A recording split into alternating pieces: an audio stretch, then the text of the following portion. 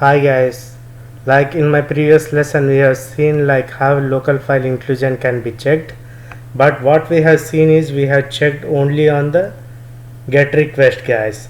The local file inclusion can be done on the hidden form fields, can be done in the cookie variables, can also be done on the post request guys. Now you guys know how to modify all these things using just the bug feature. That's the one thing guys, and another thing is that most of the times the file name cannot be just like what do you say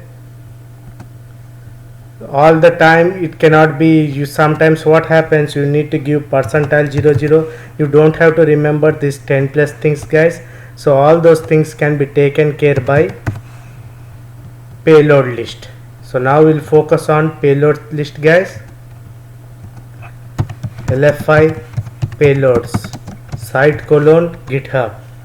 Whenever you want to search for any of the payloads, always remember this is the shortcut trick guys. Local file inclusion payloads you can write down, or else you can write it as LFI itself. Now git all payloads something he has written here, something here. Okay, LFI. Some people call LFI as directory traversal guys, so that is not showing up in that link. Payloads,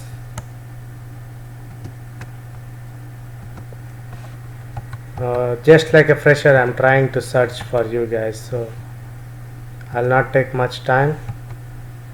Okay, it's something like this one is good guys.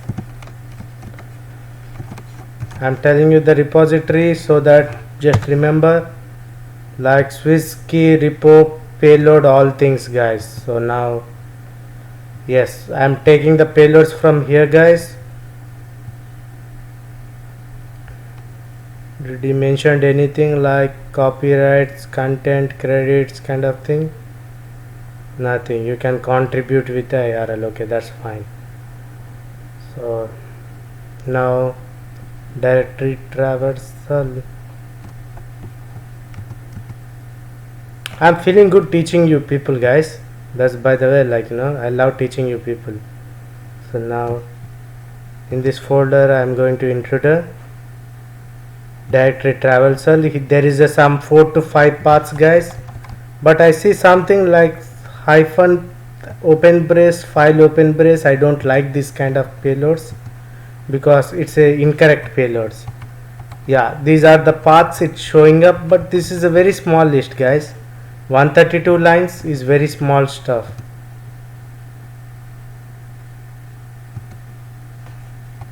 .789 MB.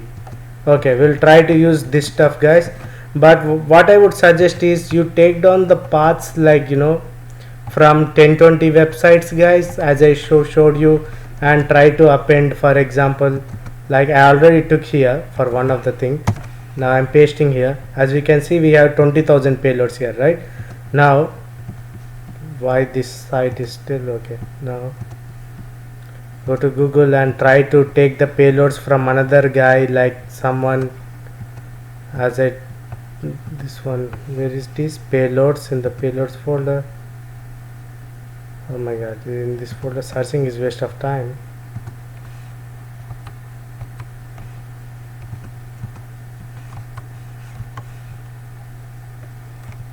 This is the payload box.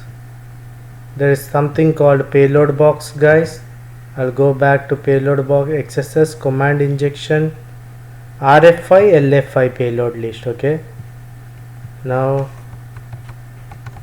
where they are putting the payloads, he did not put anything in the file list.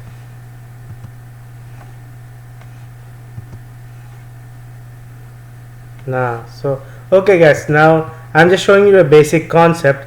Now what we'll do is we will try to take the payloads from 10 different websites, and we'll put like control V here. For example, let's say I have got some paths from another website. What I'll do, control A, and I'll come down, I'll paste all those payloads here. Again I go to another website, take all the payloads, come here, append it, you guys know, right?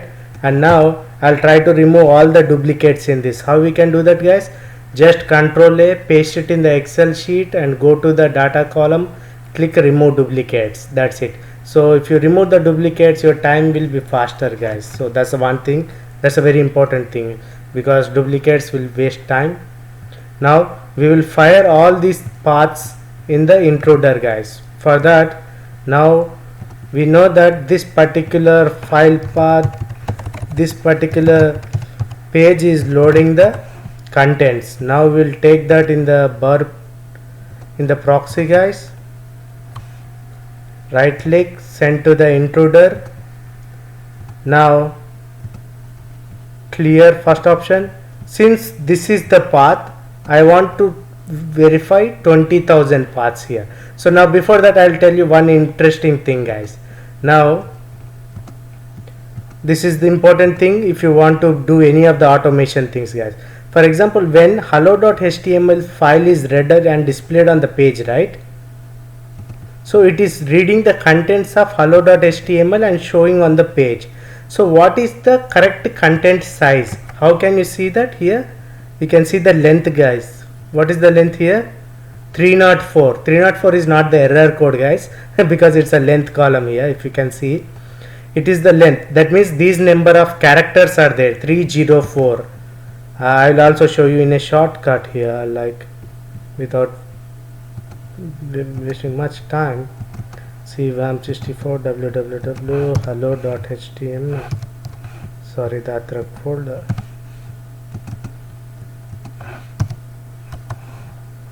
Now right click, open with, if you see all what is the content number of here, it will see it is showing as like how many, guys? 100 into something like a, what do you say, like that shouldn't be the case. No, 1 second, guys. Like there is a some small, maybe my mind stopped working because it's a late night, maybe. 100 bytes hello.html. When the content is read and displayed on the screen, how can it be more than?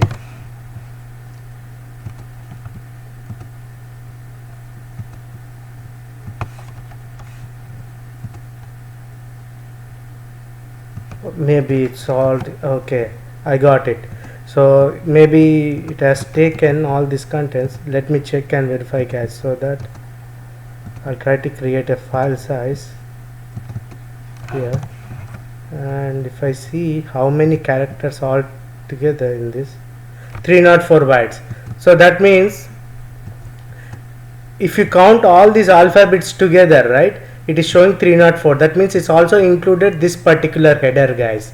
Now what I meant to say is simply all this together, this has 304 alphabets kind of thing.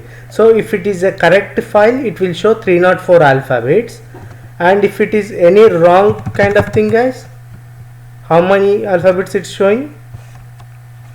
Like what is the correct HTTP response code is always 200 only, but it is showing 2187 kind of thing. So now it will vary based on the number of characters, guys. If you give like more characters, because these are the string, it's reflecting back on the page, right? SSSS, like, you know. So now if I give UD, like it will show only 2 characters.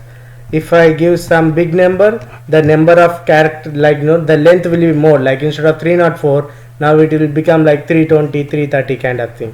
Now you got it, right? Now these are the things you need to remember. The HTTP status is always 200, even though if it's the correct file name or wrong file name, because we are passing it as a parameter value. But here the length is varying. Sometimes what happens, if for a small file size like access.log, it might show the content length as too big, like 10,000. That means it's a correct file because it is loading too much of content data. That means 10,000 characters means like hardly, if you give the wrong path, like these many characters, like once I'll copy view source, like if you give the wrong path, how many characters it is showing, guys? 2187, right? It should vary in between, like because all these paths, if you see here,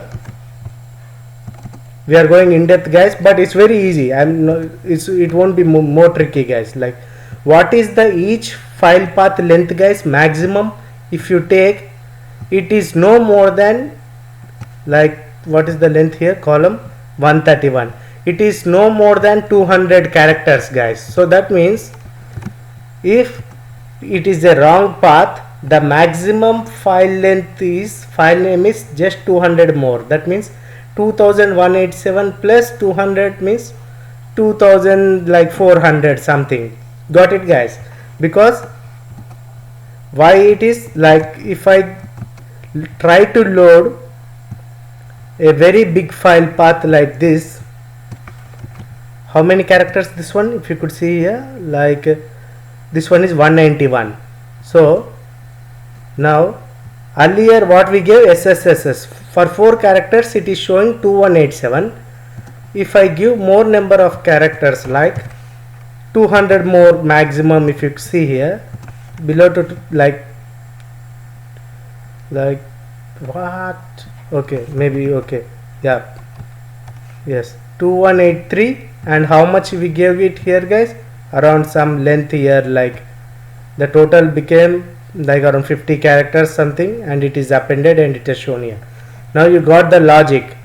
If you see any difference, like more than 500 or 1000, that means sure shot it is loading some of the contents. That's the one of the approach. And how can I do that, guys? Easily, like, I'll click on the length column. It will sort in order, guys. Higher, see, the length is very high here, but this is, oh, awesome, guys. If you could see, the length is higher, that means it has loaded the contents of this file. Now I'm going to clear this history to avoid the confusion, because it has loaded different kind of paths here. So there could be automation tools, but I want you to understand very in depth, guys, so that the rest everything you understand how the tool is working, how to understand by yourself, blah blah blah, whatever. Yeah, so now we will try to pass it to the intruder, guys. We are selecting this particular path here, add, click add. If you have the trial version of the burp suite, guys, the intruder would be slower, but if you have the full version, that's fine. Otherwise I'll give you my Python script, because I don't want to introduce the Python concepts right away so that you guys get panic. Now it's loading the, maybe because it's GUI, right? When you load lots of contents, it will take time. It is shown the payload count 21,144. Now we'll hit, guys. We'll just spend like 3-4 minutes to see, like, we now understood the wrong earlier, like 2100, 2000, like it's a 304 not found something. 304 is, sorry, I forgot. 304 is the correct length. It's a length, right? Okay. Now sort in order, like let's see, did it show any contents here? You can also see in the response code too. No, warning, it has not shown. I always try to select the content, guys. If the content is big, it has shown. It is not necessary to check for that, but I don't want you guys to exhaust here. So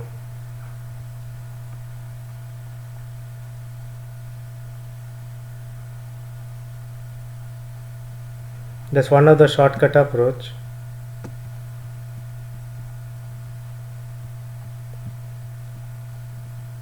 Since it's a Windows operating system, these are the Linux paths, etc., password, etc., shadow.